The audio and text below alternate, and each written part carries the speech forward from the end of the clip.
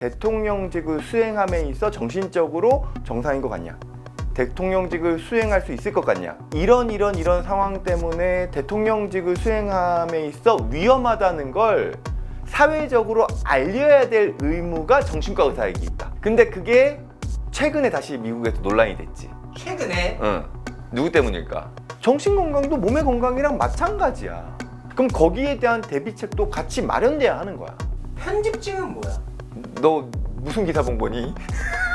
이거는 의심이 많은 거야. 계속 상대방을 의심해. 이거 분명히 불법이야. 이거 분명히 조작이야. 근데 망상이 생기게 되는 가장 큰 이유 중에 하나는 내가 보고 싶은 것만 보기 때문이야. 일각에서는 대통령이 정신과적으로 문제가 있다. 막 과대 망상, 뭐 편집증. 네가 봤을 때는 어때? 어? 아니, 너 채널 다 낼 생각 있어? 아니. 아니 그만하자고 이제 우리. 정신과 역사상 꽤 오래된 논쟁이야. 아, 정신과 의사가 그 사회적인 인물에 대해 가지고 정신과적인 진단을 공공 대중 앞에 이야기하는 게 바람직하냐 아니냐에 대한 언제까지 거슬러 올라가냐면은 1960년대 중반까지 올라가. 너무 올라가는데? 그지? 그때 당시에 미국에서 일어난 일이야. 공화당의 베리 골드워터라는 후보가 공화당 후보로 대선에 나왔어. 근데 더 팩트라는 잡지에서 미국 전역에 있는 정신과 의사 약 2만 명 정도에게 여론조사를 해. 정신과 의사의 입장에서 골드워터 후보가 대통령직을 수행함에 있어 정신적으로 정상인 것 같냐? 정상적인 상태인 것 같냐? 대통령직을 수행할 수 있을 것 같냐? 근데 모든 정치인들은 정치적인 수사라는 게 있잖아. 그치.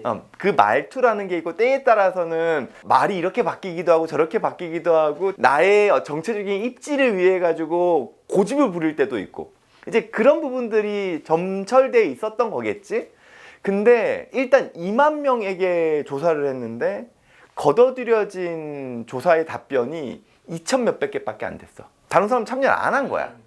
근데 그 중에서 약 한 60, 70% 정도가 대통령직을 수행함에 있어 정신적인 상태가 정상적이지 않다.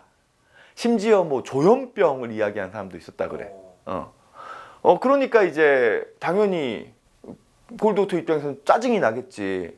물론 더 팩트에서 조사 방법이 잘못됐지. 이거는 제대로 된 표본 집단도 아니고 정치적인 의견을 개진하려고 하는 일부 정신과 의사들의 의견이 반영될 가능성도 크잖아. 그러니까 당연히 골드워터 쪽에서 명예훼손으로 걸어. 어떻게 됐어? 7만 5천 불 당시 금액으로 7만 5천 불을 더 팩트 편집자가 배상해야 했어. 그리고 난 다음에 정신과 의사들 사이에서 이러한 행동이 바람직하냐에 대한 의논이 진행된 거야.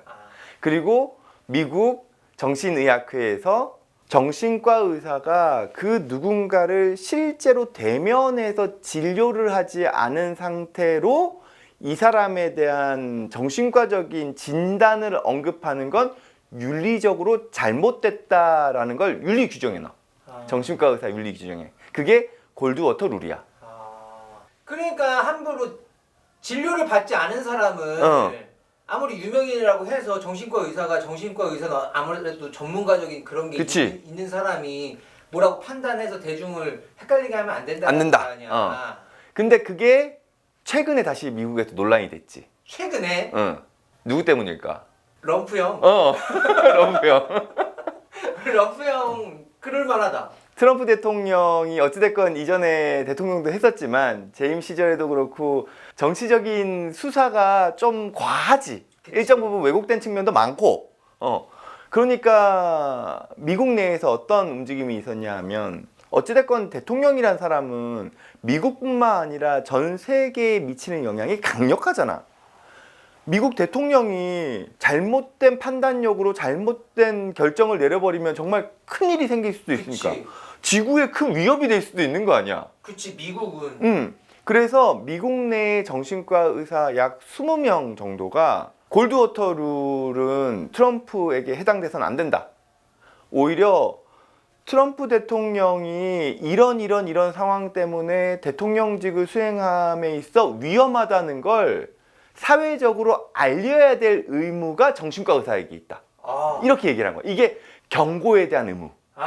전문가로서 나의 전문 지식으로 사회적으로 큰 위협이 되는 상황에서는 경고를 해야 될 의무가 정신과 의사 집단인 전문가에게 있다라고 주장하는 거지. 그래서 미국 안에서 첨예하게 맞붙어.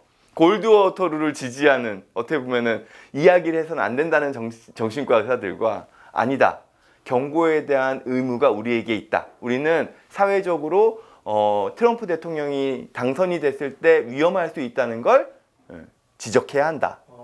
그게 바로 타라소프 원칙이라는 거야. 뭐냐 하면 실제로 진료를 본 케이스야. 근데 환자가 타라소프를 죽이겠다라는 계획을 의사한테 얘기한 거지. 어떤 망상체계 때문에. 타라소프가 피해자야? 피해자야. 근데 그거를 의사 입장에서는 비밀 유지 의무가 있으니까 내가 밖으로 얘기하면 안 되잖아. 물론 실제 대면에서 진료를 하긴 했지만 그래서 비밀을 유지시켜줘. 근데 이 환자가 나가서 실제로 타라소프를 죽여버린 거야. 그래서 타라소프 원칙은 진료를 본 상황에서 이 사람이 가지고 있는 정신적인 상태가 사회의 안녕에 위해를 줄 만큼 심각한 상황이라면 의사가 가지고 있는 비밀 유지는 당연히 해지돼야 된다. 공표해야 된다. 오히려 공권력을 도입해서 이러한 범죄를 막아야 된다는 부분이 있는 거지. 그래서 결국 아까 얘기했던 골드워터 룰이랑 경고에 대한 의무는 양립할 수 있는 조건이 뭐냐면 사회적으로 의미가 없고 가십거리를 위한 정신과 진단을 이야기하는 건 분명히 윤리적 위반이야. 그치. 다만 정신과 의사로서 전문 지식을 가지고 사회에 정말 큰 영향을 줄 수 있는 상황에 대해서 언급을 하는 건 이건 필요할 수 있어. 100% 필요하다고 얘기할 수는 없지만 필요할 수 있어. 그렇기 때문에 나는 지금 우리나라 상황에서 어쨌든 대통령이 아주 심각한 수준의 국민 안녕을 위협한 거잖아. 그런 판단을 내린 거잖아. 국민들이 정확한 좀 판단을 할 수 있도록 정신과 전문가들이 대통령의 정신적인 상태가 어떤지에 대해서 좀 언급하는 건 필요하다고 생각하거든. 그래서 이런 얘기들이 있더라고. 이제 앞으로 대선 후보나 다 정신 건강 쪽으로 그거를 필수적으로 하고 해라 라는 얘기가 나올 정도. 그래서 중요한 게 뭐냐면은 대통령이 되는 과정에서 정신적인 상태에 대한 감정도 중요하지만 대통령 주치의로 정신과 의사가 반드시 포함돼야 되는 건 있어. 예를 들어서 이런 거야. 대통령이 앞으로 대통령으로서의 임무를 수행하는데 지장이 있을 수밖에 없는 신체적인 질병이 생겼다고 쳐. 그러면은 법률과 절차에 따라서 대통령이 그 직무 수행을 제대로 못할 때 대비하기 위한 절차들이 또 있을 거야. 근데 우리가 가지고 있는 건강이라는 게 몸의 건강만 있냐고. 정신 건강도 몸의 건강이랑 마찬가지야. 그 어떤 대통령이라 하더라도 중간에 정신적으로 건강이 위협받을 수 있는 상황이 가능하지. 그럼 거기에 대한 대비책도 같이 마련돼야 하는 거야.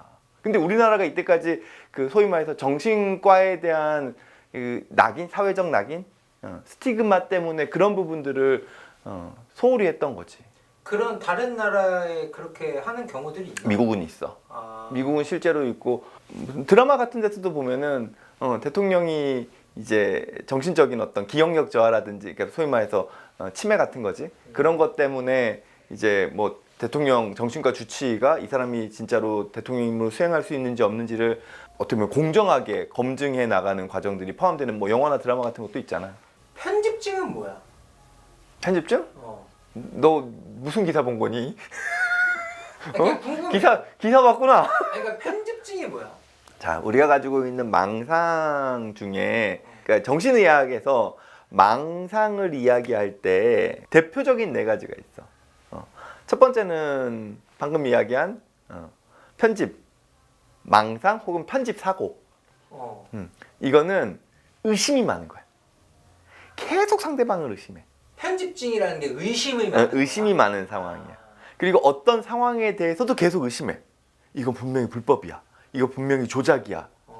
아닌데. 그걸 자꾸 의심하는 거야. 사람을 의심해. 내 앞에서 눕고 있지만 언제 나한테 등에 칼을 꼽을지 몰라. 나한테서는 이렇게 막 뭐 좋은 얘기하지만 뒤에서는 내 호박씨를 엄청 까고 있을지도 몰라. 두 번째가 이 편집 사고가 유사하지만 피해 사고야. 누군가가 날 계속 괴롭혀. 누군가가 나에게 막 해코지를 하고 있어. 내가 하는 일, 모든 일들이 다 방해하고 있어. 그게 피해 사고. 실제적으로 피해를 입고 있는 것도 아니고 그 사람이 피해를 주는 것도 아닌데 나는 피해를 받고 있다고 내 일에 회방을 놓고 있고 나를 방해하고 있고 나를 해코지하고 있다라고 왜곡해서 믿는 거야. 와, 그 어떻게 보면 되게 좀 불쌍하다. 그리고 세 번째가 관계망상, 관계사고. 뭐냐면은 나랑 관련 없는 거를 자꾸 나랑 관련 지어서 생각해. 지금 무슨 얘기냐면 너희 둘이서 쑥닥쑥닥 거린다고 쳐봐. 그냥 나랑 관련 없는 얘기를 하고 있어. 근데도 불구하고 나는 자꾸 나랑 관계시켜서 생각하는 거야. 아, 내 얘기하고 있네. 또 사람들이 지나가다 보면 그냥 아무 생각 없이 쳐다볼 수도 있잖아. 그치. 근데 저 사람이 나 감시하고 있어. 나랑 관련 없는 거를 나랑 자꾸 관련 지어서 생각하는 게 관계망상, 관계사고. 네 번째가 자살이야. 자살사고. 그래, 망상이야. 내가 가지고 있는 문제 해결책으로 자살이라는 게 절대로 이 문제를 해결해 주지 않음에도 불구하고 내 머리 안에서는 내가 가지고 있는 문제를 해결하려고 하면 자살밖에 없어라고 왜곡해서 믿고 있는 거야. 그것도 망상이야. 근데 분명히 얘기하고 싶은 건 이거야. 망상이란 왜곡된 신념이야. 왜곡된 믿음을 우리가 망상이라고 얘기하거든. 근데 망상이 생기게 되는 가장 큰 이유 중에 하나는 내가 보고 싶은 것만 보기 때문이야. 내가 보기 싫은 건 안 봐. 내가 보고 싶은 것만 바라보면서 이쪽에서의 정보만 취득해. 그러면 우리의 그 판단력을 할 수 있는 그 지식의 배경, 정보의 배경은 이쪽으로 쏠려버려. 그러면 정상적인 판단이 될 수 없지. 즉 왜곡돼 버리는 거야. 그게 망상이야. 대부분의 사람들은 대한민국의 적어도 선거라는 민주적인 절차가 선관이라는 정치적으로 독립되어 있는 헌법기관에 의해서 공정하게 집행되고 있다라고 대부분의 사람들이 생각하고 있어. 그러니까 대통령 선거를 하든 국회의원 선거를 하든 지자체장 선거를 하든 그 선거 결과에 대해서 내가 투표를 던진 사람과 다른 결과가 나온다 하더라도 우리가 그걸 납득하고 받아들이는 거 아니야. 대부분의 사람들은 그렇게 생각하고 있어. 그치. 지금 대부분의 사람들이 동의하는 이 영역에 대해 가지고 아니다 라고 생각을 하고 있는 거 아니야. 그리고 그 사람들끼리만 대화를 나누고 있어. 그리고 그렇지 않은 영역에 대해서는 보고 싶지 않아. 나는 이것만 보고 싶어. 그럼 이것만 내 머리 안에 정보로 들어와. 그러면 당연히 왜곡된 신념과 왜곡된 믿음이 생기겠지. 그럼 망상이야. 누구라고는 얘기는 안 했다?